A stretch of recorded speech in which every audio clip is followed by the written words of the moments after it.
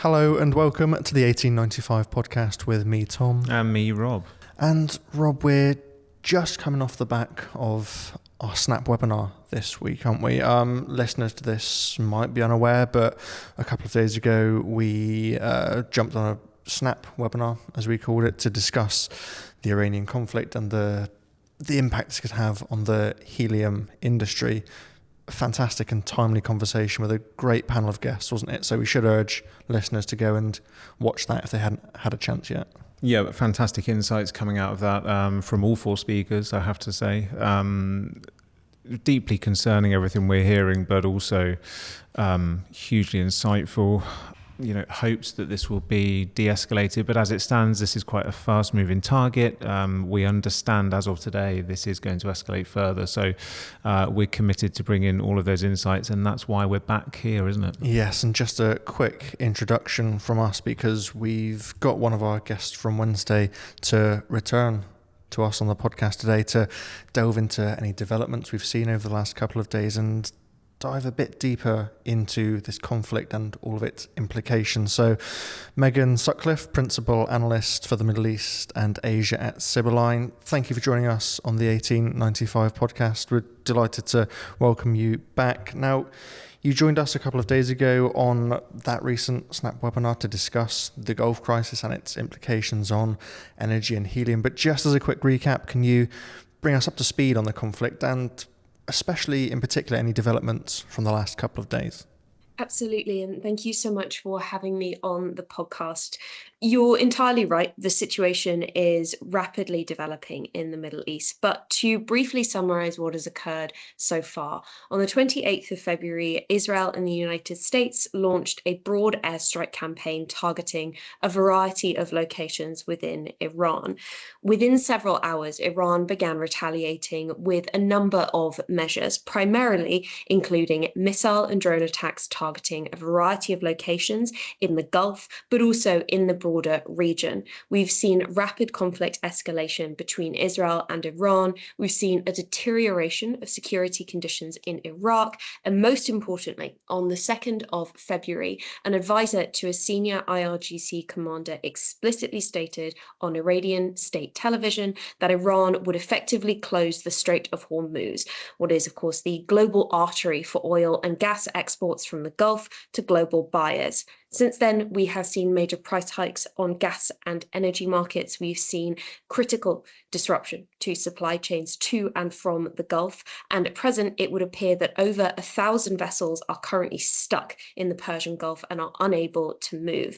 This has critically disrupted energy supply chains and compounded concerns that the ongoing kinetic attacks targeting energy infrastructure throughout the Gulf will result in market chaos, particularly in the event that this conflict protracts beyond the next week or so. Fantastic. Thank you for that, Megan. And as you mentioned there, that the Strait of Hormuz, this is, of course, central for a lot of the energy and industrial gases world that we see. So what are the threats there? What are the aims of these threats and the action? And have we seen any action or indeed answers from any of those involved? Absolutely. So currently we have seen Iran engaging in a variety of attacks in the Persian Gulf and in the vicinity of the Strait of Hormuz, all of which point to efforts to restrict trade moving through this critical waterway. This has included at least 9 incidents of attacks targeting vessels moored either within the Persian Gulf or just off the coast of Oman. These have primarily involved unmanned aerial vehicles or drones or unmanned surface vehicles, also known as kamikaze drone boats. Thus far, we haven't seen critical damage being inflicted on major vessels. We've only seen incidents of, say, hulls being pierced and then water leaking from vessels, potentially contaminating localized water sources, particularly around Kuwait. However, the reason that Iran is doing this and it is targeting these vessels is to show that it is ready, willing, and able to engage in kinetic hostility targeting every aspect of oil and gas supply chains. So the question, therefore, is why are they doing this? Well, essentially, this comes back to Iran's logic in this conflict. Iran knows that in terms of its conventional military capabilities, it is not able to defeat the United States. The United States is very far away from Iran. Its long-range missiles are not believed to be able to reach the United States. And even though the US does have numerous military installations in the region, those also have relatively robust air defenses. And so the way that Iran is attempting to express pressure on the United States is through two main mechanisms. The first is by impacting the transit of oil, gas, and other commodities through the Strait of Hormuz in order to restrict supply for global buyers, in order to increase upward pressure on global prices. This, of course, has a disruptive effect for economic continuity worldwide, particularly in energy-intensive industries, but also undermines potentially support for Trump among his support bases preceding the upcoming midterms in the United States. Iran hopes to maximize that pressure on the United States so as to de-escalate its airstrike campaign that's currently escalating within Iran's borders at the moment. The second mechanism that Iran is attempting to combat the United States is through undermining the security conditions within the Gulf, specifically within the GCC, by disrupting all aspects of oil and gas supply chains, including targeting of refineries, of export facilities, and of vessels in the Persian Gulf. Iran hopes to make it so that essentially the GCC's economies grind to a halt, and that as major US allies, those countries will then express pressure on the United States to also de-escalate its strike campaign. Right now, we're looking at Iran essentially engaging in hybrid threats to the United States because it knows conventionally it cannot win this conflict. But whether or not that strategy is going to be effective is being brought into question, given the fact that at the moment, tensions between Iran and the Gulf are rising rapidly, and prospects for direct Gulf involvement in the conflict are potentially on the table. Fantastic. Thank you, Megan. And we talked about the Strait of Hormuz there, but we've also seen energy systems targeted. We went into quite some depth on that with a couple of our speakers just 48 hours ago, surrounding the LNG infrastructure in particular. What can you tell us about these attacks on energy systems and the ripple effects it will have? Well, we've seen Iran engaging in attacks targeting all aspects of energy systems throughout the GCC. So looking, for example, just at the case of the United Arab Emirates, we've seen Iran engaging in a variety of missile and drone attacks targeting numerous locations. So we've seen targeting of oil industry zones in Fujairah. We've also seen targeting of fuel storage terminals in Abu Dhabi. And then if we're zooming out even more into Dubai, we've seen targeting of the Jebel Ali industrial village, which also contains power and desalination infrastructure. But that, of course, is only focusing on the United Arab Emirates. If we zoom out slightly to the entirety of the Gulf, we've seen hostilities targeting similar infrastructure in Qatar, in Bahrain, in Kuwait. If we look at Saudi Arabia, we've also seen hostilities targeting energy infrastructure in the eastern province, and this has resulted in a localized airspace closure.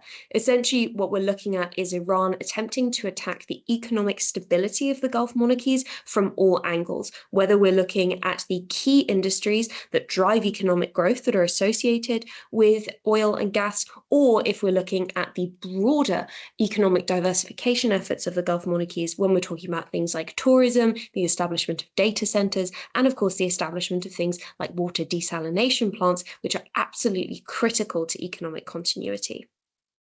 I think that's one of my, or one of these most striking elements of this for me. The sheer weight of importance on desalination in this region. Some of the statistics I've seen are frankly scary that those could come under such attack. We've seen just today early signals or voices, lots of reports suggesting that there could be a significant escalation in firepower across the Middle East imminently from all sides. What could this look like? Could any new targets come into the picture here? And what further impact could this have? And even if they're not targeted, could we simply see things caught in the crossfire here? You are absolutely right on all aspects there. So in the past 24 hours, we've seen a variety of statements coming out of all conflict parties at the moment. If we focus specifically on the United States and Israel, both the US Secretary of War, Pete Hegseth, and the IDF's Chief of Staff, Eyal Zamir, have announced plans to imminently escalate firepower targeting Iran. This resulted overnight in a massive intensification of airstrikes in the vicinity of major cities. Individuals in Tehran are reporting just hearing rolling airstrikes on the outskirts of the city, and the security situation is deteriorating fast. Specifically, with reference to Israel, Eyal Zamir stated that we're now looking at a move towards a second phase of the conflict, a new phase. And what this likely points to is a shift in focus for Israel and the United States, away from specifically targeting Iranian air defenses towards targeting the more hardened facilities that form part of its military-industrial complex. So, for example, much more secure sites that contain higher capacity or longer range munitions, like cluster munitions, for example. That in itself is concerning because, of course, the risk of further deterioration within Iran is very acute. And although it would appear that over the past week we have seen significant destruction being done to Iran's conventional military capabilities, and reports from both the IDF and from the United States indicating that hundreds of, say, missile launchers have been taken out, Iran is a vast country, and it's also a very mountainous country, and one that has spent decades developing both a conventional army, the Artesh, and a non-conventional force, the Islamic Revolutionary Guard Corps. And so the idea that all of their capabilities could be wiped out in 6 days is, let's say, ambitious. I wouldn't necessarily say it is grounded in truth, at least at this point in time. So what we're likely going to see is Iran continuing to engage in hostilities, targeting the Gulf and targeting Israel. Now, at the moment, we have seen a decrease in the frequency and scale of Iranian missile and drone attacks. US CENTCOM reported yesterday, on the 5th of March, that the number of Iranian missile attacks had decreased by over 80% on a daily basis compared to the 28th of February. And while this possibly points to capacity constraints on behalf of Iran, it also potentially points to the Islamic Revolutionary Guard Corps rationing the number of weapons that it's using in any given sortie or any given barrage in order to extend the amount of time in which it believes it will be able to engage in conflict. We're also seeing a shift towards the nighttime targeting of infrastructure in the Gulf, both in order to evade detection from the United States and Israel as they engage in intelligence, surveillance, and reconnaissance operations over Iran, but also potentially to complicate interception and reduce, say, the adherence to early warning systems in the Gulf to maximize the impact and the cost effectiveness of those attacks. And so what we'll likely see is further attacks of that nature progressing in the coming days, with increasing pressure being put on the Strait of Hormuz through Iran's non-conventional naval forces and its non-conventional capacities as it attempts to compensate for that decrease in conventional capacity vis-a-vis, say, missile launches. Unfortunately, that points to conflict escalation, and the more impactful that this conflict is for the Gulf monarchies, the more impact that this has on economic stability, on their attractiveness as an investment location, and on just the general continuity of day-to-day life for people living in the UAE, Qatar, Bahrain, Saudi Arabia, the more likely it is that we'll see the Gulf monarchies reaching a tipping point where this becomes intolerable. At that point in time, they have two options: either attempt to dissuade Washington, D.C. from continuing the conflict, or getting involved themselves. Now, in terms of the former, it appears that that's not been the approach thus far, and it would also appear that US President Donald Trump is very committed to this conflict. He's framed it as something that is an existential struggle for a reformation of the region, something that is an unprecedented opportunity and something that cannot be abandoned at this point in time. That's not to say that that won't shift, but at the moment that seems to be the approach. So the Gulf is likely aware that attempting to dissuade Trump is not going to be a very effective strategy at this point in time. Rather, what we're more likely to see is the Gulf becoming progressively more involved in this conflict, so potentially allowing the United States to launch, say, defensive or offensive operations from their installations within Gulf territory, potentially providing intelligence to the United States as it continues its airstrike campaign, and in a worst-case scenario, potentially becoming involved themselves by forming some form of coalition that would intervene either in Iran or in the broader region, as Iran's proxies also escalate their hostilities. Sure, and just to pick up on what you said there about where this could go, I have just seen on my phone in the last few minutes that Donald Trump has said that there will be no deal with Iran except for an unconditional surrender. So I think that signals the direction that this will be continuing. Going. On that note, I think, Tom, it would be great to get into, Megan talked about some of those tipping points. Is there a precedent for this? Yeah, well, of course, this isn't a region it's no stranger to conflict and has always been a relatively unstable part of the world, particularly in recent history. So, Megan, is there any historical precedent that you look for to inform your analysis? Absolutely. Over the past few years, you're completely right. The past few decades, we have seen major incidents of instability in the region, and that instability has been something that the Gulf monarchies are extremely aware of and have been attempting to mitigate when it comes to their economic diversification efforts. Essentially, when we're looking at national plans like Saudi's Vision 2030, for example, the central tenet of that is presenting Saudi Arabia as a safe and stable place where business can be done, and one where there are multiple industries that can flourish, not just oil or extractives. So essentially, at the moment, the way that the conflict is going presents almost an existential threat to those plans. A protracted crisis with Iran, whereby there is no centralized command and control of, say, the IRGC, or protracted disruption to transit through the Strait of Hormuz, that's a worst case scenario for many of the Gulf monarchies. And so potentially that willingness to become more directly engaged will increase. If we're looking at the history of direct engagement and cooperation with the United States, there are many cases that we can point to. We could look at Operation Desert Storm back in the 1990s. We could also look at more unique military campaigns, or ones that have been led by singular actors within the Gulf without direct US assistance. So, for example, if we look at Saudi-led intervention in Yemen, the monarchies are no stranger to military intervention, but they're also acutely aware of the implications that they can have. So when we look at the fallout from, say, Saudi's intervention in Yemen, and the fact that that didn't really resolve the crisis there, it didn't remove the Houthis from power, and over time developed into an increasingly thorny relationship with the United Arab Emirates, given that they now back separate parties in those conflicts, I think the Gulf monarchies are also aware of the implications that direct conflict intervention could have. Many will also be aware of the potentially destabilizing effect that direct intervention could have in this specific case. So if we look at the conflict at the moment, what we're seeing is, yes, the United States engaging in airstrikes in Iran, but we're also seeing Israel engage in airstrikes. And the United States and Israel are effectively moving in lockstep at the moment. Often their intelligence is shared. They're engaging in complementary strike campaigns. And there's been a great degree of cooperation between the two. And that's been emphasized in, say, press conferences held by US Secretary of War Pete Hegseth.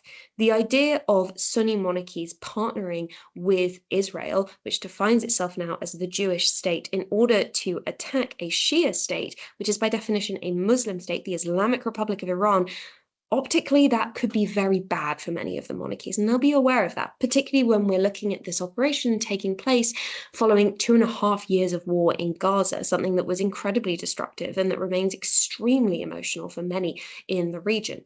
So essentially, it would be a risky strategy to become involved directly. There is precedent for that, but I think that that precedent will also inform the degree of caution that many of the Gulf monarchies will be feeling at the moment when it comes to potential intervention in Iran. I think that's a brilliant point you make, Megan, around Saudi's Vision 2030.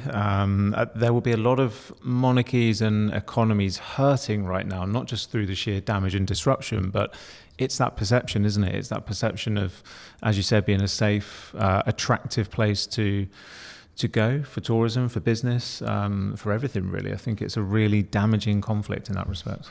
Even look at all the expats from here in the UK that end up living and doing their business out in that region. So definitely.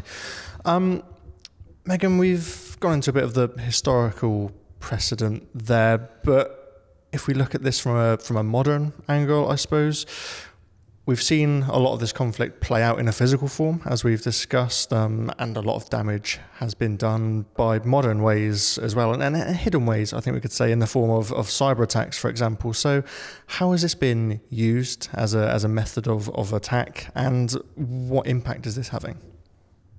Absolutely. So, over the past few days, many in the private sector have warned that the number of attempted cyber attacks being conducted by Iran or Iranian affiliated actors has increased. This, of course, comes off the back of years of warnings from intelligence agencies in Europe and in North America regarding Iran's cyber capabilities. If we look at that capability itself, of course, it forms part of Iran's presence as a hybrid threat in the region to disrupt the potential economic continuity of any targeted entity or state. We have seen in the past efforts by Iran to disrupt, say, the operations of critical infrastructure. Most famously, this occurred in Israel in the late 2000s when there were efforts to disrupt essentially water management systems to the extent that it could potentially result in a major chemical incident. Many states are concerned about this type of hostility being directed towards them, particularly in the cyber realm, where even a relatively low investment in cyber capabilities can have disastrous implications both for private sector operations, public sector operations, and public utility operations.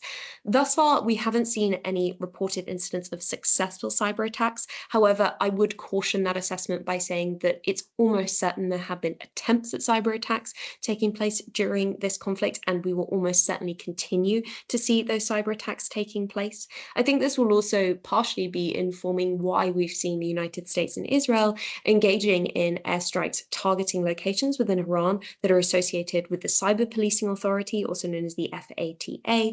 We've also seen attacks targeting various forms of communications infrastructure associated with the Islamic Republic. So, for example, a few days ago, we saw the targeting of the Islamic Republic of Iran Broadcasting Corporation, which of course contains many radars, fiber optic backbones, etc. And all of those will also be assumed to be being used in cyber operations, whether defensive or offensive.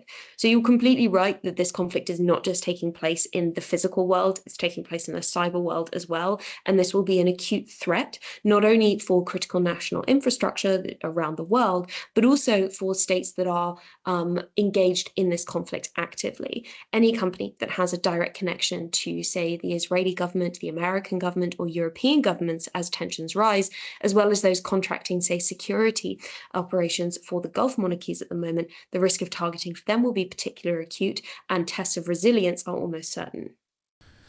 Let's talk timelines and indicators for a moment. I mean, one of the key questions surrounding this conflict is that question of time. How long could this go on for? I think certain supply chains will really start to feel the effects depending on how deep and enduring this becomes.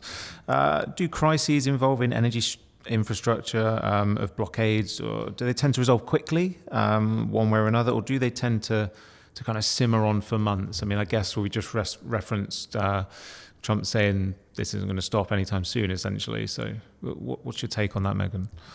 Unfortunately, it's quite hard to read the situation at the moment because it is developing so rapidly. If we cast our minds back to June of last year, it appeared that Israel was setting up for a months-long conflict with Iran when it launched Operation Rising Lion in June. We saw the war ending after 12 days. So it's not unprecedented that we can see very rapid de-escalation when it comes to conflict in the Middle East. However, that is one example in, as we've talked about, a very historied region when it comes to protracted conflicts. At the moment, our best indicators are the reports coming out of the Israeli government and out of the United States government. So when it comes to Israel, lots of reporting has been done by, say, the Times of Israel, indicating that the IDF has prepared for at least 2 weeks of hostilities. When we're talking about the United States, we've seen the Trump administration throwing out various timelines. When the operation started on the 28th of February, Trump was explicit in saying that this could last a week or more. We then saw various figures from the administration saying that the conflict could maybe last 4 weeks or 5 weeks, possibly longer. And now it appears that we're seeing more and more figures from the Trump administration saying that the United States will continue for as long as it wants, that it has the capacity to do so, and therefore it will do that. Obviously, that's concerning. Flexibility on timeline is not something that markets are particularly comfortable with, particularly when we're talking about the de facto blockade of the waterway, where 20% of the world's energy supplies flows through, where there are effectively not sufficient pipeline resources or alternatives to mitigate that blockade. So it is possible we are settling in for a multi-week conflict. However, even if we did see, say, a rapid de-escalation of the direct conflict we're seeing between the United States, Israel, and Iran, that doesn't mean that stability is going to return to the region very, very quickly, and that flows of oil, gas, and other commodities will immediately resume sort of pre-conflict levels of transit through the Strait of Hormuz. This stems from three primary concerns. So the first is, of course, that if we have a conflict that de-escalates and the regime within Iran remains in place, it will still have capabilities to restrict the navigability of the Strait of Hormuz. It will likely still retain missiles and drones that it can use to harass vessels that attempt to move through that waterway. And so the risk is that companies and insurers may be overly cautious in attempting to resume transit. So that could well delay any resumption beyond, say, the immediate conflict timeline. The second concern is going to be whether or not the government within Iran is actually stable. Now, particularly over the past few days, we have seen Trump stating that he would like to be directly involved in the election of Iran's next supreme leader, that he has to be involved or potentially consulted on this. Effectively, for the Iranian authorities, that is a non-starter. The Islamic Revolutionary Guard Corps and the clerical establishment are highly unlikely to accept any candidate for the Supreme Leader's office who is affiliated with the United States or who has the backing of Trump, whereas Trump is unlikely to accept anybody who is backed by the IRGC or the clerical establishment. And this deadlock is unlikely to be resolved through diplomacy. Rather, what we will see is either the US continually taking out successive candidates for the office of the Supreme Leader, leading to an escalating leadership vacuum. In that scenario, without centralized leadership, the risk of fracturing among the IRGC and Iran's naval forces will progressively increase over time. And of course, those are the ones who are able to kinetically disrupt the movement of commodities through the Strait of Hormuz. And so that instability, that lack of centralized authority, will continue to undermine market confidence and mean that a rapid resumption is at least unlikely in the immediate aftermath of any conflict de-escalation. The third concern is, of course, the operational disruption, right? So when we're looking at the damage that has been done to various facilities throughout the region, causing them to either preemptively or reactively slow down or shutter their operations, there's going to be a lag in how quickly those can restart. We're also looking at an incredibly congested shipping region at the moment, whereby over 1,000 vessels are likely stuck in the Persian Gulf, over 500 of which are assumed to be oil and gas tankers. And so when we have those entities being stuck there, when we have facilities slowly resuming operations, but likely not at full capacity in the immediate term, that again has a progressive lag for supply chains and a progressive disruption to pre-conflict shipping levels. And so essentially, even if the conflict ended tomorrow and it was a peaceful resolution, which is unfortunately an extremely unlikely scenario, that does not guarantee that energy prices will come back down very rapidly or that shipping in the Strait of Hormuz will return to pre-conflict levels in the immediate term. Sure, thanks for that, Megan. And you'd have referenced a few of them there in that response, but what are the indicators that you look for when you're monitoring potential or upcoming or ongoing conflict? How do these influence your analysis, and are there any key signs that you consider when that de-escalation has begun? It's a pretty challenging situation to read at the moment, I will admit. We are essentially in unprecedented territory. We've never had a direct conflict between the United States and the Islamic Republic of Iran. So it's very concerning and challenging to read. Essentially, what we need to focus on here is what are the structures within Iran and how robust they are, whether or not they remain in place, and what that means for the control of the security forces. So right now, we don't have a supreme leader, but there is an interim leadership council. However, in terms of triggers for that relative and quite conditional stability within Iran effectively deteriorating would likely be the routine assassination or targeting of individuals who would potentially be candidates to be supreme leader. As we continue to effectively run out of people to fill vacancies as higher and higher ranking individuals within the security forces and within the government are taken out, essentially that leadership vacuum, that reliance on lower and lower level decision making is going to become more intense. And the impact of that is concerning because essentially it points to a decentralization of the security forces. It means that there's no one individual or entity that can say this needs to stop now. And so the risk of disparate or siloed decision making is going to increase.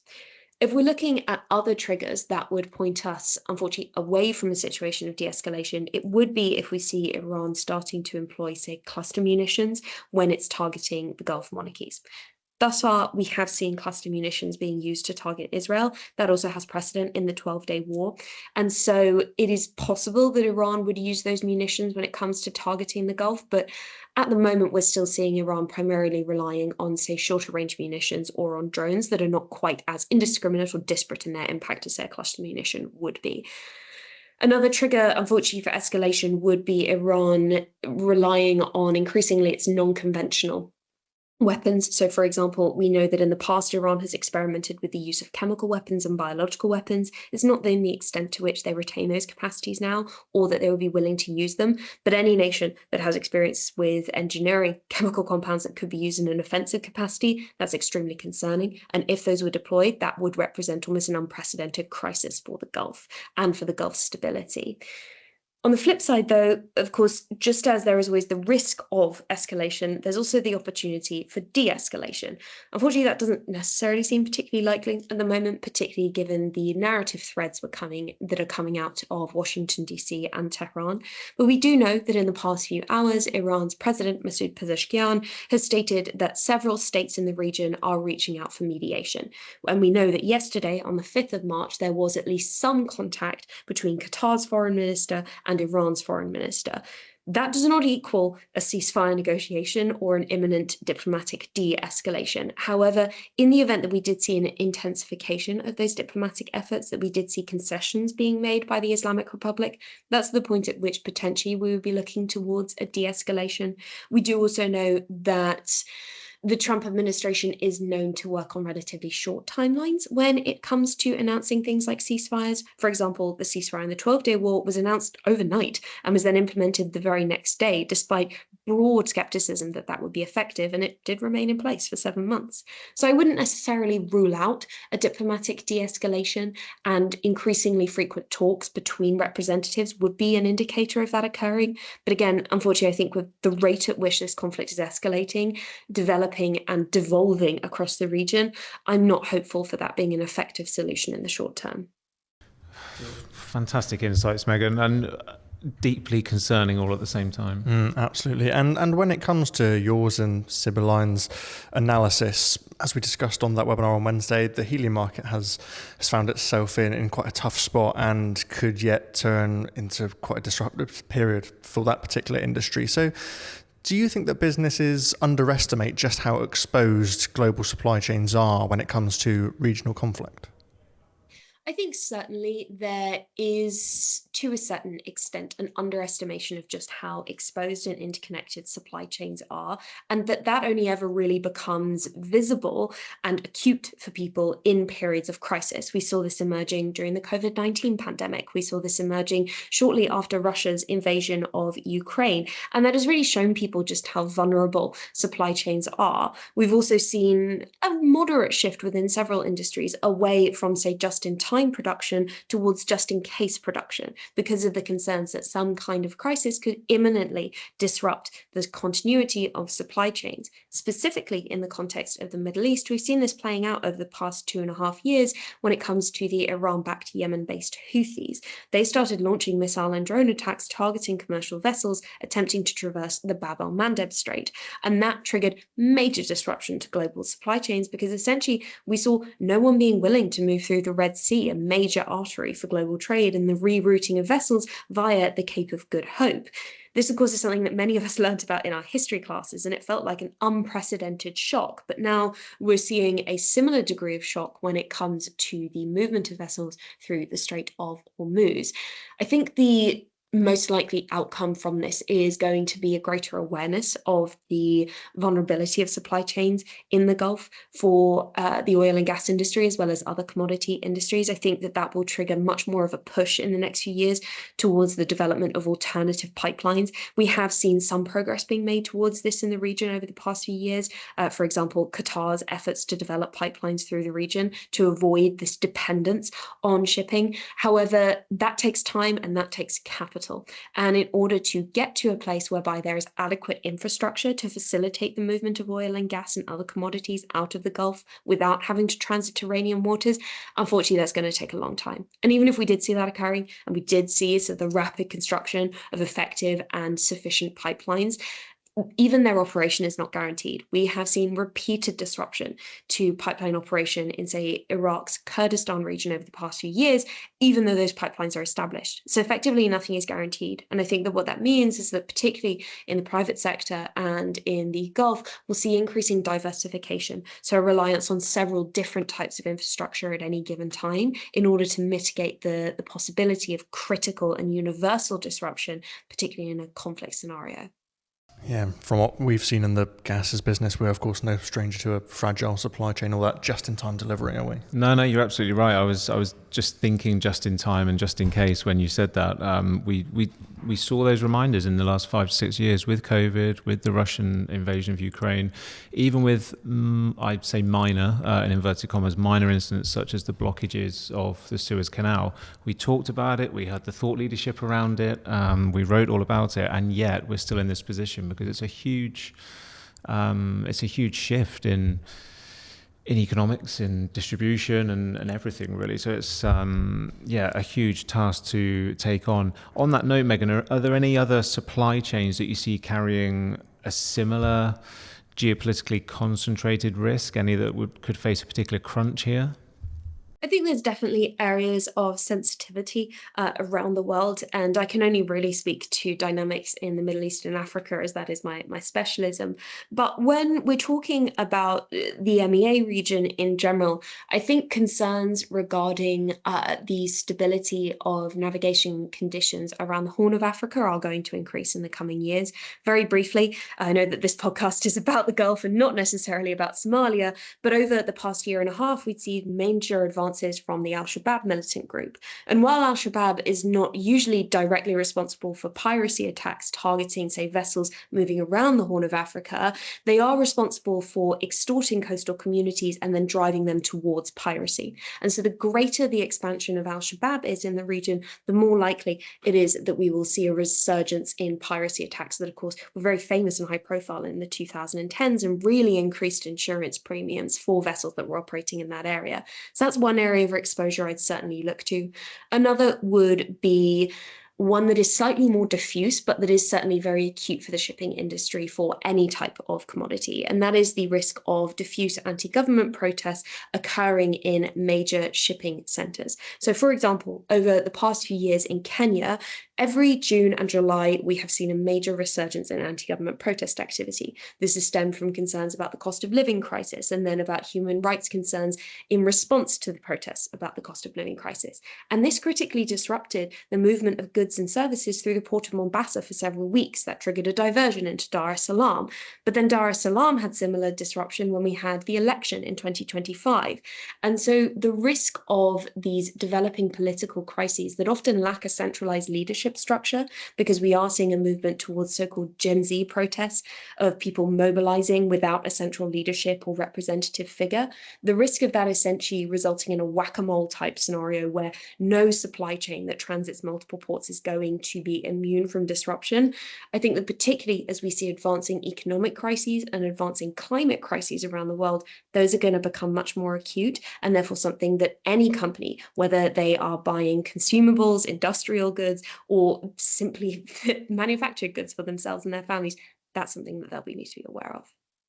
Fantastic. Well, some fascinating insights there, Megan. And of course, we'll continue to cover this at Gasworld and on the 1895 podcast. But Megan, thank you for joining us for a second time this week.